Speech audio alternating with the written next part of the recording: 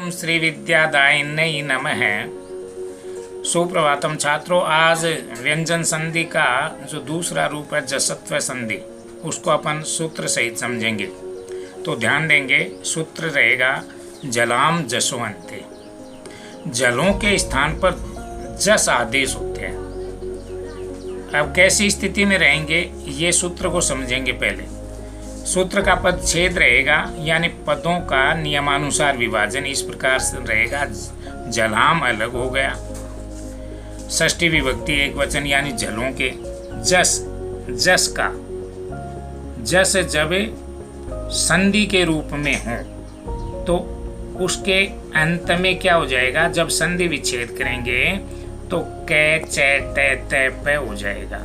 अर्थात साधारण शब्दों में मैं कहूँ तो जिस भी वर्ग का जय बै गै डे दे से है, यानी तृतीय वर्ग का वर्ण है, उस तृतीय वर्ग के वर्ण के स्थान पर क्रम से पहला अक्षर यानी कै चे टे ते पे हो जाते हैं। पदों के अर्थ अलग देखेंगे तो जलों का मतलब है वर्ग का चौथा अक्षर यानी झ भै घै ढै धै। वर्ग का तीसरा अक्षर अर्थात जय बै गै डे दे। वर्ग का दूसरा अक्षर अर्थात खे छे ठे।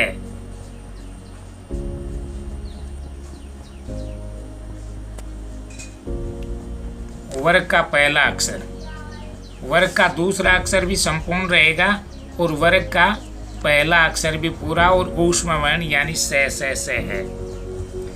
अब जस में अपन पाएंगे कि जस का भाव रहेगा वर्ग का तीसरा अक्षर, यानी कै वर्ग हो तो उसका तीसरा अक्षर कै, और च वर्ग हो तो उसका तीसरा अक्षर जय, पै वर्ग हो तो तीसरा अक्षर बै, और टे वर्ग हो तो तीसरा अक्षर डे, ते वर्ग हो तो तीसरा अक्षर दे। यानी जस का भाव प्रत्याहार में देखेंगे तो आप ये पाएंगे। अब इनके स्थान पर कब, जब संधि विच्छेद करेंगे तो ये तीसरे अक्षर के अनुसार उसी वर्ग का प्रथम अक्षर होगा। जय होगा तो उसका प्रथम अक्षर जय होगा, बै होगा तो उसका प्रथम अक्षर पै होगा, गै होगा तो उसका प्रथम अक्षर कै होगा, और इसी क्रम में यदि दय होगा तो उसका प्रथम अक्षर तय होगा। तो सूत्र की व्याख्या अपन संस्कृत के दृष्टिकोण से समझेंगे। पदांते झलाम जसह स्यु, यानी पद के अंत में झल हूँ, यानी वर्ग का चौथा, तीसरा, दूसरा, पहला और ऊष्म वर्ण हूँ, तो वो संधि रूपी जो जस है गे जय डे दे पे है, उसका संधि विच्छेद करेंगे तो कै चे टे ते पे हो जाएगा।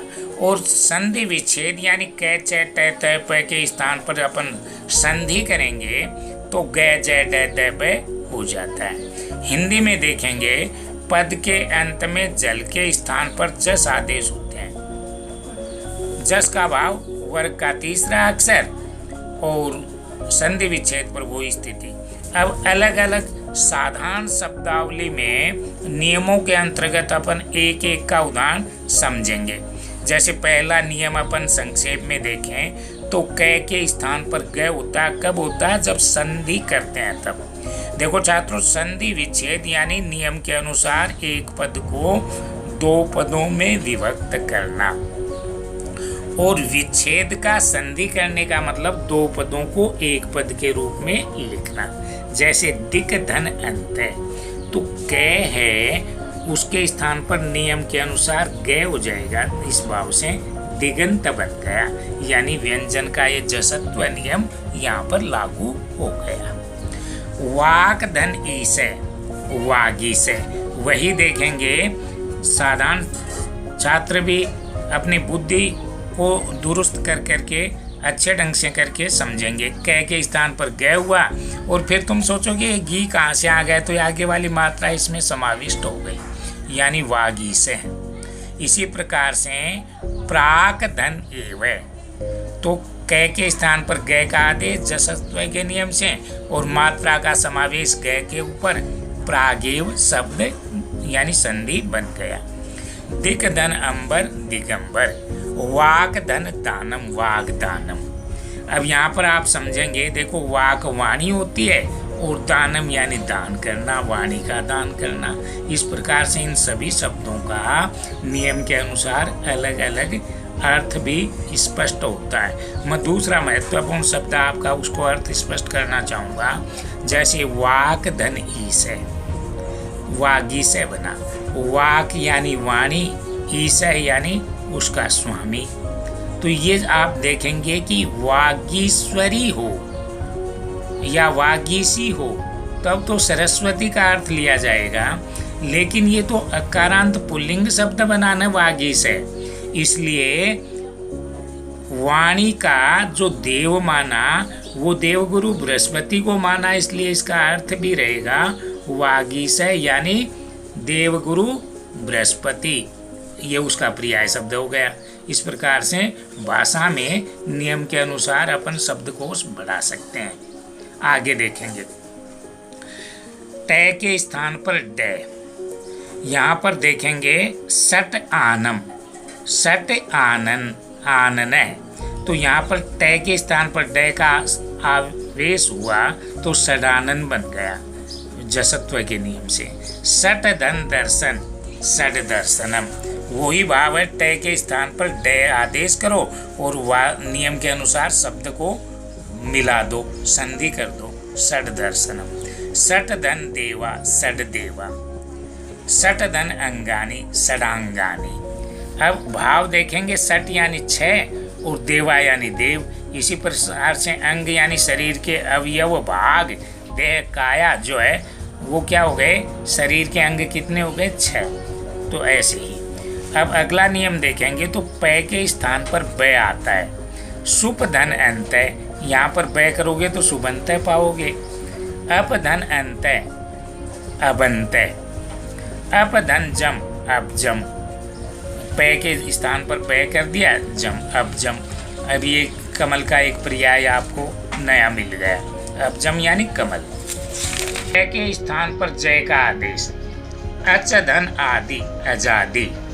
अच यानी स्वर, आदि यानी जिसके प्रारंभ में हो तो आजादी। अच धन अंत, अजंत। अच धन इत्यादि, अजित्यादि। तय के स्थान पर दय, सत धन गुण, सदगुण। सत धन आनंद, सदानंद। भगवत धन गीता, भगवत गीता। सत धन भावना, सद्भावना। यानी इन तकारों के स्थान पर तृतीय वर्ण जो है वो दकार आ जाता है और फिर आगे वाला पद मिलता है। यदि मात्रा बहुल है तो वो मात्रा का समावेश हो जाता है, नहीं तो वैसा का वैसा मिल जाता है। सत धन आचार, सदाचार। तय के स्थान पर तय किया, आ की मात्रा का समावेश किया, संधि की, सदाचार बन गया। जगत धन ईसे, जगदीश है। यहाँ पर तय दय कर दिया, ई की मात्रा उस पर समाविष्ट हो गई, जगदीश बन गया। उत धन घाटन, उद्घाटन। अब आप पुनः मेरे साथ बोलेंगे सूत्रे। सूत्र का जलाम जसवंते, जलों के स्थान पर जस आदेश होते हैं कब, संधि करने पर, यानी जय गय डय दय बय। विच्छेद करोगे तो इसी का प्रथम अक्षर पाओगे, यानी कै चय टय तय पय। विच्छेद करने पर कै चय टय तय प्राप्त होगा, संधि करने पर गय जय डय दय बय, यानी वर्ग का तीसरा अक्षर। व्यंजन संधि में सबसे विशाल उदाहरण यदि किसी नियम के मिलते हैं तो जसत्व के ही मिलते हैं, इसलिए ध्यान से समझेंगे और समझ के स्मृति में लाएंगे और सुस्पष्ट शब्दावली